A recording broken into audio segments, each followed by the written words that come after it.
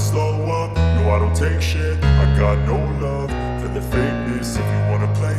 People told me that these videos will be very useful if I talk on the basic concepts or revisit some of the terminologies that we talk about in the accreditation courses and those terminologies and concepts which are useful in your daily work.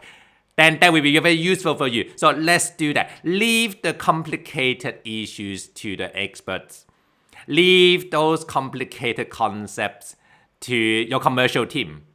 For us, the project manager, for us, the engineer, the client, we need to understand the basic elements before we can deal with the complicated issues. Most of the time, common things are common. Uncommon things are uncommon. Unluckily, many of us tend to love the uncommon things, tend to love the complicated things. In real life, most of the time, most of the things, they are rather basic. So let's go through that. For today, let's talk about sectional completion date, that term, and a key date. I'll go through how to read a clause for that section, and one of the major differences between these two terms. Now, there are a number of differences in terms of the contract when we talk about a sectional completion date and a key date. There are different impacts, different significances in there. I'm just going to talk about one thing. That is taking over. Clause 35. So let's start by talking about the definition. What is a sectional completion date? In order to understand that, we need to understand in NEC 4, there are different secondary options.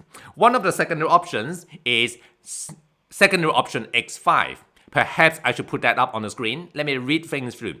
Secondary option X5 on page 55 of the contract, it says something like this. It says, 5.1, it says, in these conditions of contract, unless stated as the whole of the works, each reference and clause relevant to the works, completion and completion date applies, as the case may be to either the whole of the works or any section of the works. So it's rather long. But basically, it means if you see a certain clause, and you see the word, the works, the word completion, and the word completion date, you simply rephrase them as the sectional works, sectional completion, and sectional completion date. And read that again. And that clause will apply to your section. Of course, as identified in the contract data. Let me demonstrate that. Let me pick one of the clauses here. If we go to 11.2 brackets 2, it talks about the definition of a completion. So let's talk about completion. How to understand that clause when we talk about sectional completion. On page 3 of the contract, 11.2 brackets 2, here it says, completion is when the contractor has done all the work which the scope states is to be done by the completion date. And let's park here. I just want to demonstrate this phrase. How to read this clause when we talk about sectional completion.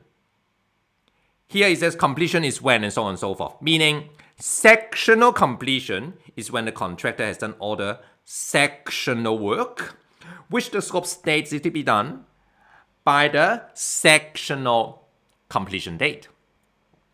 Then what is a sectional completion date? In order to understand this sectional completion date, we need to go to number 3 down there.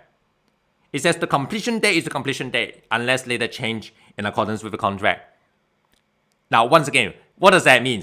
Completion date is completion date. It means the completion date is defined as a defined term as the completion date as identified in the contract data unless later changed in accordance with the contract. So those are the basic things, defined term and identified term. Meaning the sectional completion date is defined as the sectional completion date as identified in the contract data unless later changed in accordance with the contract. So that is a sectional completion date. And that is where we got that term sectional completion date here. Let's talk about key dates.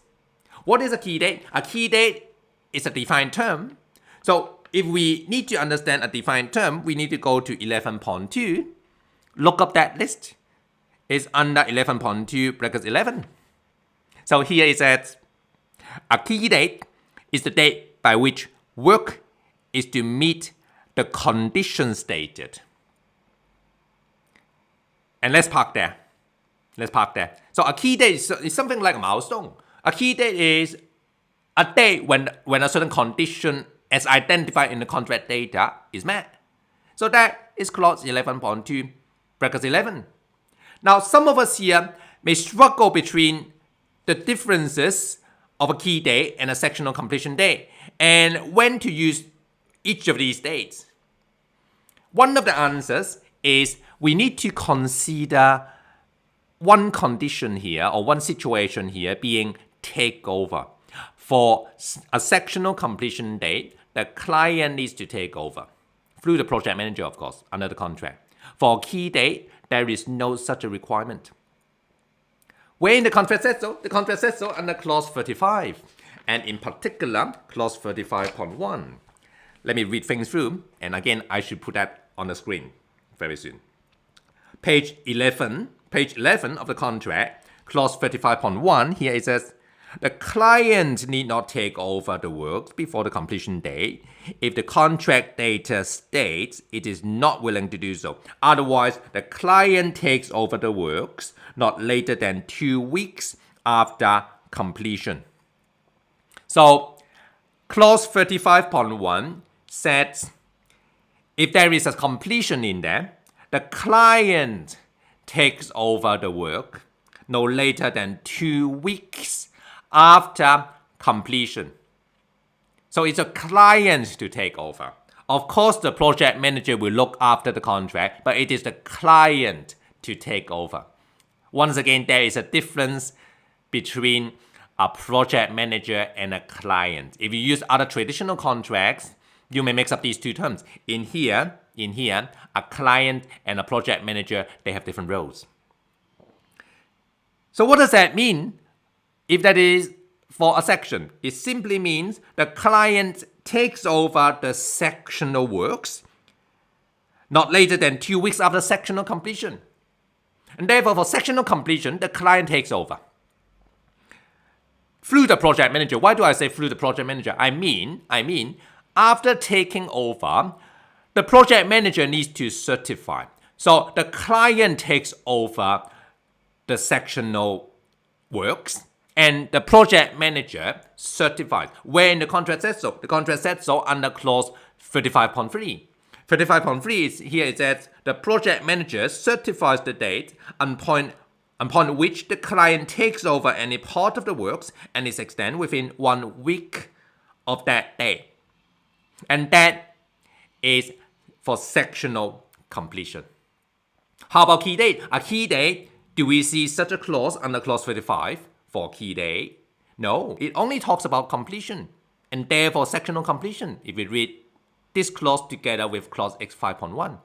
And that is the major, or I should say one of the major differences between a key date and a sectional completion date.